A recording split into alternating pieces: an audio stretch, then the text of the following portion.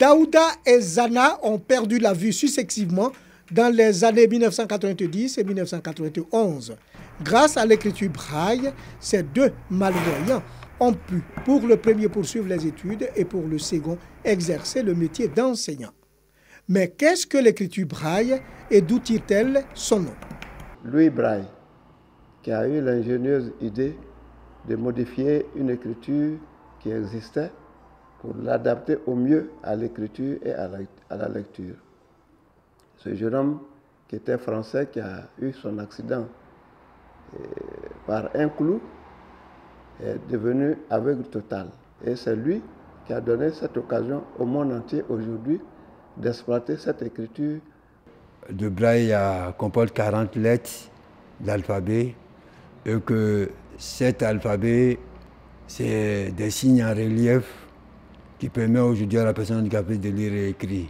Et elle s'écrit de la droite pour aller vers la gauche et se lit de la gauche pour aller vers la droite. Le braille, écriture universelle, est utilisé tant pour les textes que pour les mathématiques.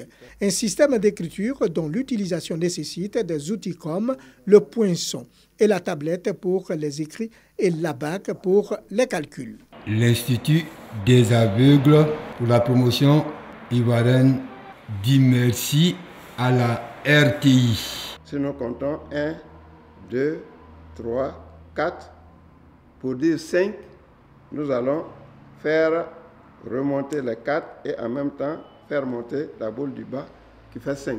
Pourtant, ce handicap ne les a pas empêchés de s'affirmer dans la vie. N'eût été la réadaptation au braille, moi j'allais retourner m'asseoir au village, sinon prendre une retraite anticipée. Mais l'Institut m'a permis de m'affirmer, de confirmer ma capacité de participer au développement de la nation. Mon objectif était que je puisse, après, quand j'ai perdu la vue, de pouvoir me réadapter pour pouvoir m'intégrer dans la communauté. Les personnes vivant avec handicap visuel veulent prendre une part active dans le développement de la Côte d'Ivoire, d'où leur appel aux autorités pour la construction de structures d'encadrement et de formation professionnelle. La Côte d'Ivoire compte près de 100 000 malvoyants pour 2 millions de personnes à mobilité réduite.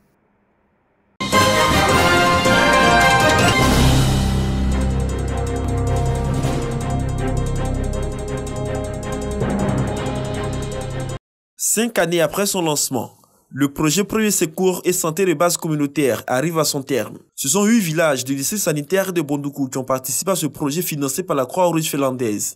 Ce projet concerne des actions de développement dans les domaines de la santé et du secours. Il s'agit notamment de la construction de forages à motricité humaine, de la réfection de plusieurs pompes hydrauliques villageoises et la construction de latrines scolaires destinées aux populations de ces 8 villages, estimées à plus de 5000 âmes. Au total, 93 volontaires communautaires du comité local de la Croix-Rouge de Bondoukou se sont impliqués dans la mise en œuvre de ce projet pendant 3 années au bénéfice des populations. Ces réalisations ont été inaugurées par la déléguée pour le programme de la Croix-Rouge finlandaise, Ita Maki Sofia Anne-Maria, à l'occasion d'une mission de suivi et d'évaluation sur les sites du projet. Au terme de ce projet, les meilleurs volontaires communautaires des 8 villages ont été primés en recevant des téléphones portables smartphones en vue d'être plus efficaces sur le terrain. Ce que nous pouvons retenir sur ce deuxième cycle et qui a conduit à beaucoup de satisfaction, il s'agit du niveau d'assainissement dans les villages, de la diminution, voire la rareté de certaines maladies liées à l'eau, du secours quotidien qu'apportent nos volontaires communautaires formés à ce sujet,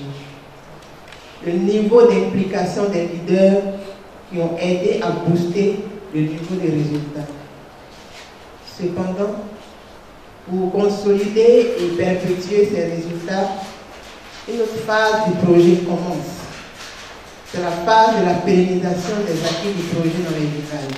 Lors de cette cérémonie ponctuée par la remise de diplômes à tous les volontaires communautaires, la localité de Gbané a reçu le premier prix du village le plus beau, doté d'un kit d'assainissement comprenant des grandes poubelles, des brouettes, des balais, des râteaux et des pelles devant servir pour le nettoyage quotidien du village. Le secrétaire général de la préfecture de Bondoukou, Kamena Etienne, a invité les communautés cibles à pérenniser ce projet par un changement de comportement. Le projet comprend 2 cycles, dont le premier a été entamé en 2013, de 2013 en 2016, tandis que le second s'étend de 2016 à 2018. Il concerne 3 volets, à savoir la santé, la mère et de l'enfant, l'eau potable, l'hygiène et l'assainissement.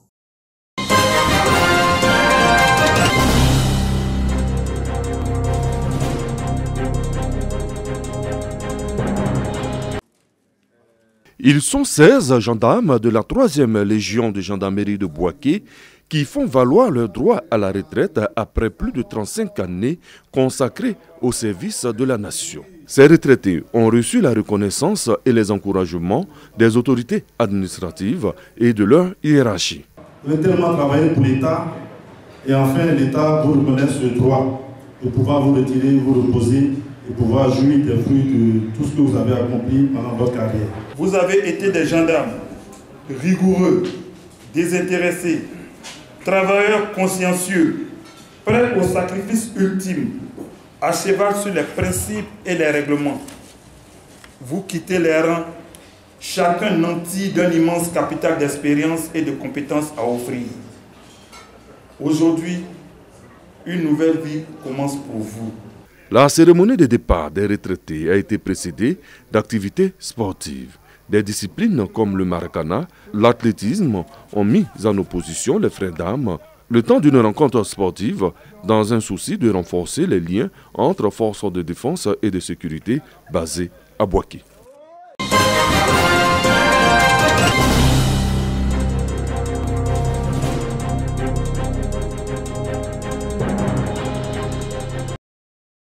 Le village de Gbadjoudjo, à une vingtaine de kilomètres de voie latéritique de Bouna, dans le nord-est ivoirien. Les Soukala, habitat traditionnel, et les greniers se disputent l'espace, mais notre attention est portée une dizaine de kilomètres plus loin, en pleine savane arborée, le site des pierres ou roches mystiques appelées Tchigila. Joseph est le fils du chef, le dépositaire de la tradition des adorateurs du génie, maître des lieux, le Dako. Il effectue régulièrement ce rituel, une prière et une pièce de monnaie ou un sacrifice quelconque.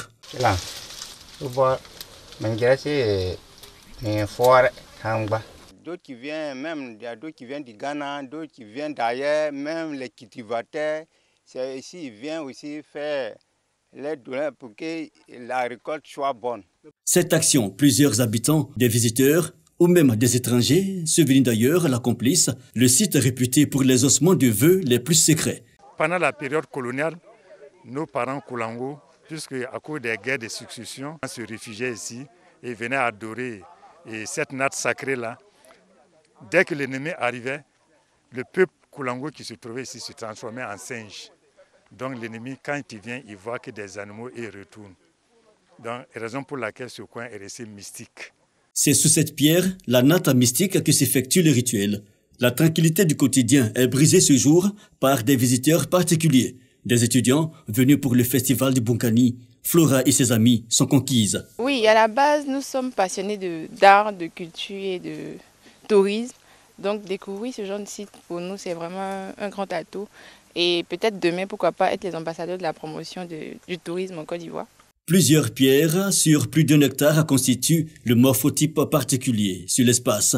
Un tour d'horizon, puis le groupe s'ébranle vers le nord, à la frontière avec le Ghana. Voici la Volta Noire. Pierre mystique, Volta Noire, Soukala, parc de la Komwe. La région du Bunkani regorge de richesses touristiques, reste à les promouvoir. Nous, Office de tourisme, nous avons pour vocation de faire la promotion de ce qui existe.